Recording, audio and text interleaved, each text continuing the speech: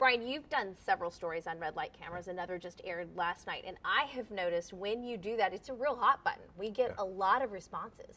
Yeah, and at least in the past, most of the people that have responded seem to be in favor of getting rid of these red light cameras. And we got a lot of those last night, especially on Facebook after our story ran. Betsy Olson wrote in, get rid of them, they cause accidents. Rob Flanagan wrote, this can't pass fast enough, referring to the proposed ban on red light cameras. If we're hearing that much, you showed a lot of lawmakers in your story last night and talked about them. I can only imagine how much they're getting from their constituents. And that's what they told us.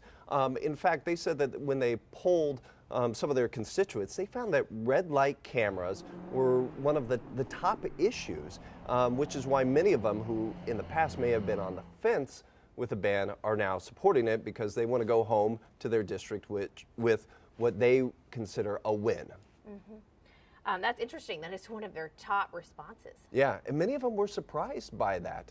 Many of them said that they've heard in the past that people don't like them, but they were surprised when it was one of the top issues.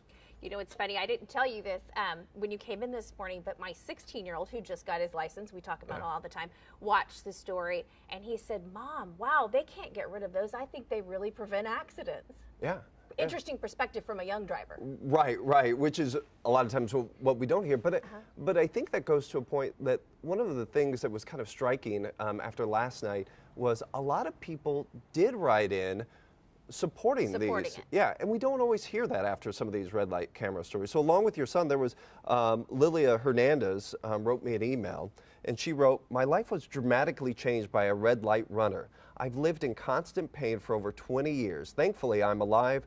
I have no doubt that these cameras save lives. So here's someone with a very personal experience sharing that she supports. She thinks that these cameras do work. Wow, and obviously still living with whatever happened to her. So many, as you said, T-bone accidents at these intersections. Right, and that's what law enforcement said, that despite some of these studies that show that red light cameras do not increase or do not decrease accidents at these intersections, the police chiefs told us that that's not what they've seen in their cities, and the most serious accidents, the T-bone accidents, which they're concerned about, they have seen a decrease in those accidents where these cameras have gone up. Wow. I printed another email. It says, Brian, I hope they keep the cameras. If people obey the laws, they will not get a ticket. But my main concern is I remember the brutal accidents in those intersections before the cameras. Brutal stuck out to me there. Yeah. And, you know, a lot of people did write in saying, hey, I remember, even though these cameras in many locations have been up 10 plus years, they say, hey, I remember the accidents before there were cameras, and that's what's, you know, stuck in my mind, and that's why I like to see them up. There was one other email that I wanted to point out that from David. He didn't leave his last name, but he wrote a very lengthy email. And, you know, why some people write in saying, hey, you know, we liked your story. David was one that didn't really like our story. They don't always like They don't always like, but we always read it and we try to respond to as many of them as we can. And he wrote, and he thought our story was biased, which I wrote back to him saying, I respectfully disagree. But in his email, I thought he raised some really good questions. And one of them was, if not red light cameras, what is your recommendation for solving this problem? And I told him, hey, I don't have a recommendation, but I do know I had talked about this to Representative Sticklin about, hey, you know, what may else work if these aren't the solutions, if the cameras, and he had mentioned that in some cities they have these, what he called like a yellow light countdown. So you get to an intersection and when it turns yellow, not only do you see a yellow light, but you see a 5, 4, 3, 2, 1.